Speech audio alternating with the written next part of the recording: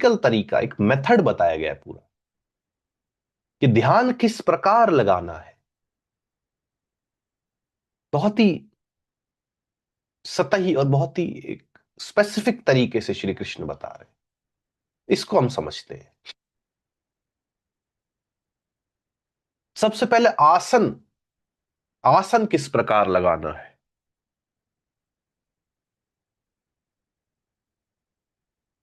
सुचौ देश, सबसे पहले श्री कृष्ण कह रहे हैं एक पवित्र स्थान ढूंढना है। पवित्र स्थान का क्या अर्थ है? देखिए, एक ऐसा ऐसी जगह जो एक तो फिजिकली, है ना, मतलब वहां पे कोई कचरा ना हो, साफ सुथरी हो। इसके अलावा ऊर्जा, एनर्जीज जो होती है वो वहां की प्योर हो। हर जगह जहां पे भी हम जाते हैं, किसी भी हम कमरे में एंटर करते हैं, किसी भी हम किसी भी जगह जाते हैं, किसी भी व्यक्ति से मिलने जाते हैं, हमें वहां पे एक ऊर्जा महसूस होती है, एक एनर्जी फील होती है ना, वाइब्रेशंस फील होती है। हमें ऐसा लगता है अंदर से कि यार यहां मुझे अच्छा लग रहा है। कई ऐसी जगह होती है जहां जाते से ही हमें एकदम खराब लगने लगता है, मन एकदम खराब सा हो जाता है, क्योंकि हर जगह की एक ऊर्जा है, एक वाइब्रेशन है, एक एनर्जी है।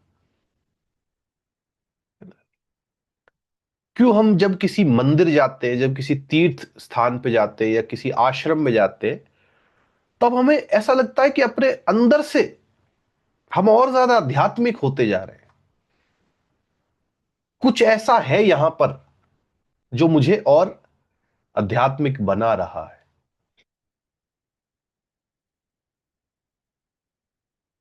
तो ऐसी जगहों की ऊर्जा होती है, ऐसी जगह जहां पर पहले कोई धार्मिक कार्य हुए हों, साधना हुई हो।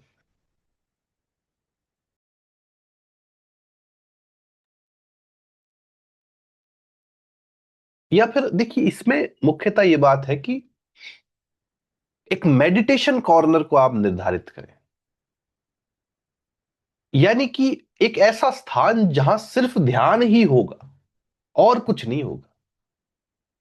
साधना के लिए ही वो जगह एक तरह से रिजर्व्ड है। ऐसी एक जगह आप बनाएं। इसके बाद जब जगह निर्धारित हो गई, अब आपने जगह जो है वो निर्धारित कर ली है, अगला जो चरण है वो है आसन का निर्माण। अब हमें वो आसन बनाना है। इसको हम समझते हैं, इसमें तीन परतें हैं, तीन लेयर्स हैं। सबसे पहले कुश घास। कुशा जो होता है वो एक घास होती है, उसको सबसे पहले बिछाना है। कुशा घास को बिछाना है सबसे नीचे, एक तरह से पृथ्वी से डायरेक्ट वो जुड़ी हुई है ना, तो डायरेक्ट इंसुलेशन पृथ्वी से हो रहा है। इसके बाद मृग चर्म, मृग की छाल, है ना, वो एक तरह से उसके ऊपर बिछाई, और उसके ऊपर वस्त्र, कोई सॉफ्ट कपड़ा आपके कंफर्ट के लिए। तो ये आपने जो एक, हम देखते ना इमेजेस देखते हैं ऋषि मुनियों की, है ना, वो पेड़ के नीचे साधना कर रहे हैं, तो उसमें आप जब नीचे देखेंगे उनके, तो यही आसन होता है। ऐसे कुशा घास होती है, उसके ऊपर एक हिरण की जो स्किन होती है, छाल होती है, उसके ऊपर एक वस्त्र बिछा होता है। तो यही एक तरह से ट्रेडिशनल ध्यान करने का जो एक आसन है वो ऐसा होता है। अब बात जो है समझने की वो ये है कि आधुनिक समय में हम कुशा घास तो ढूंढेंगे नहीं, मृग छाल तो कहां से लाएंगे, ये सब चीजें तो एक तरह से इम्प्रैक्टिकल है, अव्यवहारिक है। और वैसे भी आज के युग में बहुत ही कंफर्टेबल योगा मैट्स, दुनिया भर के कुशंस, ब्लैंकेट्स, ये उस जमाने की बात है जब योगा मैट तो होते नहीं थे। तो फिर आपको बनाना ही पड़ेगा ना आसन। और इस आसन को बनाने में मुख्य बात क्या है कि एक तो कंफर्ट हो और एक स्टेबिलिटी हो।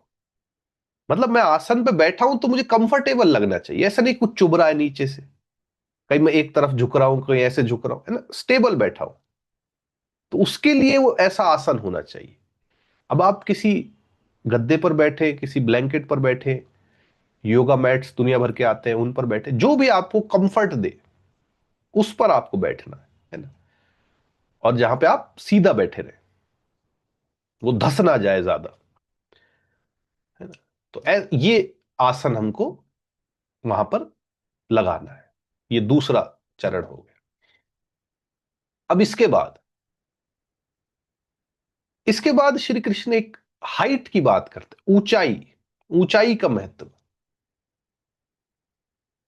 ना बहुत ऊंचा ना बहुत नीचा। मतलब जो ध्यान करने की जो एक पोजीशन है, जहां पर आप बैठ करके ध्यान कर रहे हैं, वो जो जगह है, बहुत ज्यादा ऊंची ना हो।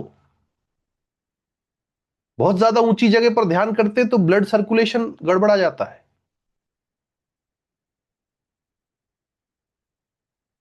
आप अपने घर की छत पर एकदम, जो टंकी होती है वहां पर चढ़ के ध्यान करेंगे तो एक अंदर से एक प्राइड का, अहंकार का भाव भी आ जाता है कि मैं कहां पर चढ़ के ध्यान कर रहा हूं। तो ना बहुत ऊंचा और ना बहुत नीचा। नीचे आप बैठ गए कहीं कोने में, बैठ गए दीवार के सहारे बैठ गए, तो एक अजीब सा एक शरीर में लेजीनेस आ जाएगी, आपका लेटने का मन कर जाएगा, है ना। प्रॉपर पॉस्चर आपका नहीं बनेगा। तो जो एक मॉडरेशन की बात होती है ना, कि मध्यम मार्ग, उसी का कॉन्सेप्ट है कि ना ज्यादा ऊंचा ना ज्यादा नीचा, एक बीच की जगह। अब जब हमने जगह निर्धारित कर ली, आसन उस पर लगा दिया है, हम उस पर बैठ गए। अब क्या करना है? अब यहां से फिजिकल तैयारी पूरी हो गई, जो बाहर की तैयारी हो गई, अब अंदर की तैयारी पे आना है। मेंटल, मानसिक तैयारी। सबसे पहले एकाग्रित मन, मल्टीटास्किंग नहीं करनी, फोकस को एक बिंदु पर करना है। कोई भी एक बिंदु।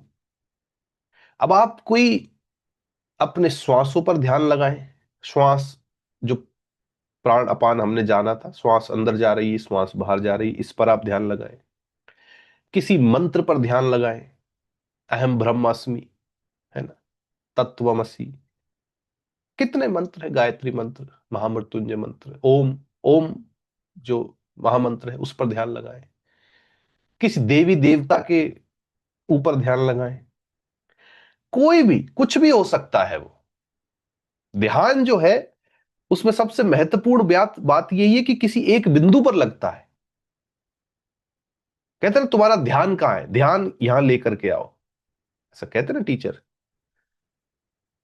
तो ध्यान को एक बिंदु पर लाना है, वो कुछ भी हो सकता है ना, जो भी आपको उस, जिस पॉइंट पर भी आपको ध्यान को लाने में सहजता महसूस हो, है ना, उस पर लाना। इसके बाद ये पहला मानसिक तैयारी। दूसरी है यत चित्त इंद्रिय क्रिया। ये 3 लेवल्स है, इसको समझना है। सबसे पहले चित्त।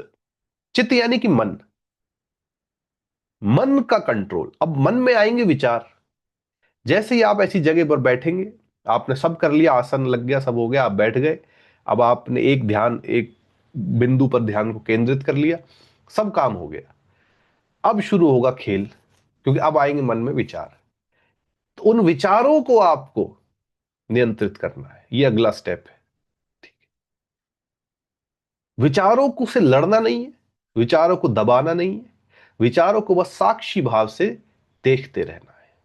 जैसे जैसे देखते रहेंगे वैसे वैसे विचार जाते रहेंगे। अगर आप उनमें घुस गए तब आपका ध्यान हट जाएगा। तो चित्त, उसके बाद इंद्रियां।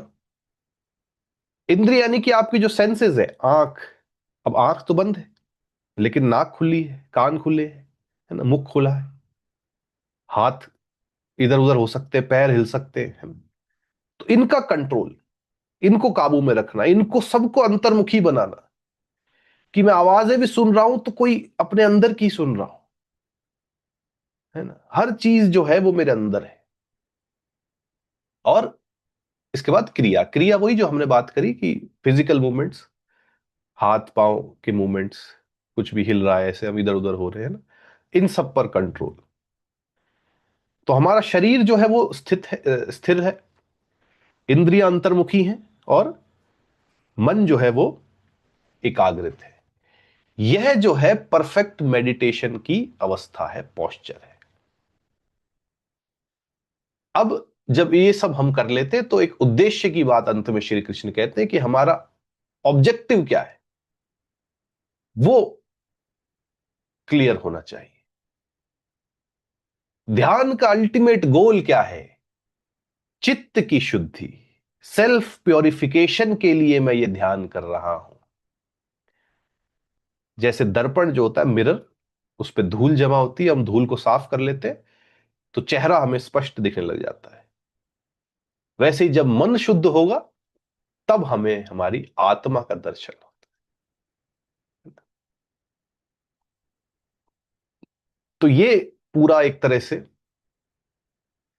ध्यान का चरण जो है हमने जाना यहां इस श्लोक में, शुरू से लेकर अंत तक किस प्रकार हम ध्यान को तैयारी से लेकर के और ध्यान के उद्देश्य तक कैसे हम पहुंच सकते हैं, ये हमने यहां पर समझा। तो आज का हम सत्र जो है मेरे ख्याल यहीं तक रखते हैं।